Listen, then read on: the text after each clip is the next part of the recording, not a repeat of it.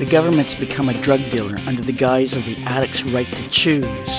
They want to ensure their income from legal addiction, so they're kindly giving them the right to lose. At the same time as they cut the funding for treatment because they don't really want them to get any better.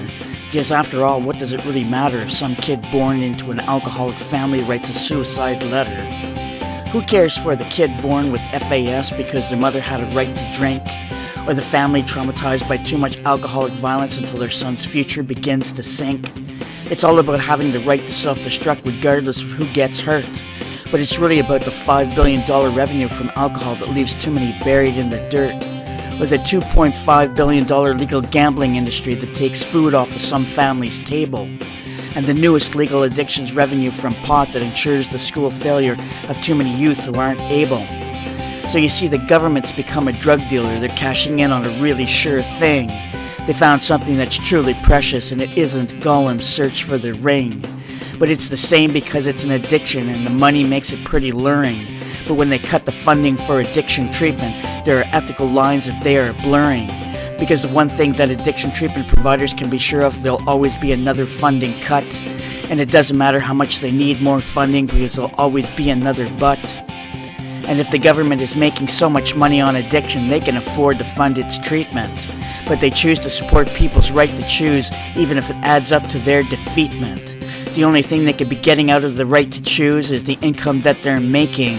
And to hell with the destruction that addiction causes, because it's the families that they're forsaking. And we're all supposed to pretend that it's only about not having the money to invest, that the government has no other choice but to cut funding, and that they're doing their very best. But they're making a hell of a lot of money from addiction, and it might as well be blood money for the harm it causes, while somehow they casually cut the funding for treatment without any thoughts or healthy pauses.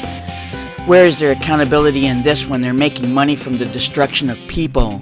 And you can be damn sure if they ever admit it, it will be an apology that's far too feeble. Meanwhile, how many families are destroyed and how many children grow up without a parent, under the government's banner of the right to choose, even though addiction's theft of choice is inherent. It is just ludicrous to suggest that addiction can in any way be a choice, when addiction steals away people's lives and then silences their voice, when it takes away a mother's ability to be a mother and a child's chance to ever be loved, when it's to the streets and prostitution where many addicted women are eventually shoved, as if anyone would ever choose their self-destruction and the derailment of their life, or that they'd be willing to press their throat up against the blade of another's knife. How much scientific proof do we need to offer to rid society of this erroneous notion that the addicted are attracted to drugs because somehow it's a magic potion? Addiction is more of a trap that snaps shut when those who have been traumatized first try it. They're looking for some solution, but it's too expensive for them to buy it. And the government even taxes therapy, so they bought out the market even on trauma. And you can rest assured they'll never support the philosophies of the Dalai Lama. But let's not be under any illusion, and let's call it by its appropriate name. The government is nothing but a drug dealer, and they'll never accept the blame. They'll never pay back what they've taken from their most vulnerable population. How many human eggs have been fermented in alcohol during their mother's ovulation? How many kids have watched their father beating their mother in an alcoholic rage, and then found themselves addicted before they ever even came of age? The only thing that addiction ensures is there'll be more misery in the lives of others. Their families will lose their mothers and fathers and siblings, their sisters and their brothers. There's more pain in losing someone to a living death than to their final burial in a grave. How many people have tried in vain to help the family member that they could not save, until the one they loved became a parasite, stealing everything they had to give, until they had committed so many indignities that there was no one left to forgive, until their souls had died and their hearts turned hard and a stranger was all they saw, until the only thing that was left to them was a prison cell and a court of law. How much uglier does a substance have to be before we recognize it as an abuser? And it's the weapon of greed that the government wields, turning the traumatized into a user. It conveniently dismisses their lack of attention to children raised in the rage of addiction. And we all know what the cost becomes, so we don't need a statistical prediction. How many families are trapped in the generational transmission of trauma and substance abuse? How many people are risking death with fentanyl because they're asking themselves what's the use? But despite the over $8 billion the government rakes in, they can't seem to fund addiction service. So you won't see them supporting a campaign against addiction because that would make them financially nervous. So I have to conclude that the government's a drug dealer because nothing else makes sense of their inaction when people are dying in the opioid epidemic and cutting funding is their only reaction.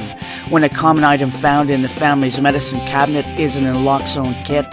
When too many mothers are burying their teenage children, does the government even care a little bit? When a neighborhood protests against a shelter because they're tired of drug users on their streets. When every week there are gun-related arrests related to the drug trade they can't delete. When every kid's first drug is alcohol or pot, which only leads to more serious drugs. And most of them are listening to a genre of music that tells them it's romantic to become a thug. When it seems that everyone has their hand out for money because there are too many panhandlers in our city. When people just walk by the addicted unconscious on the street because they no longer have any pity.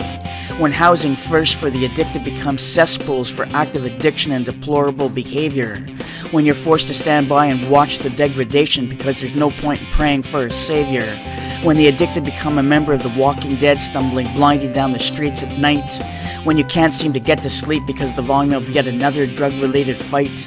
When your job is forever at risk and you're treated worse than the population you serve. When you're not being paid according to your skills. When you ask for more, you're told that you have your nerve. When you go home exhausted after another day in the front lines and you're told to do more with less. When your clients fall through the gaping holes in the system and it's never reported in the press. When the length of treatment is limited so you can never adequately treat the issues. When you've watched your clients cry enough tears to use up a swimming pool full of tissues.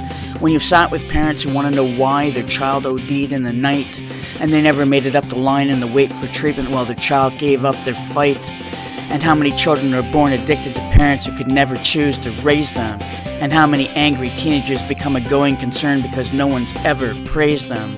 How many kids won't make it to graduation because pot derailed their chances, while the deadlier drugs are handed out to them at one of the high school dances. I'm hoping I'm making an impression on you because this is the place where I live, where try as you may there's never enough and still you refuse to give. And somehow you need to be aware of the helplessness of this position, while those that struggle with addiction are waiting for you to change your sorry disposition.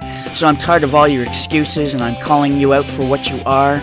The government is a drug dealer, and asking for their help won't get you very far.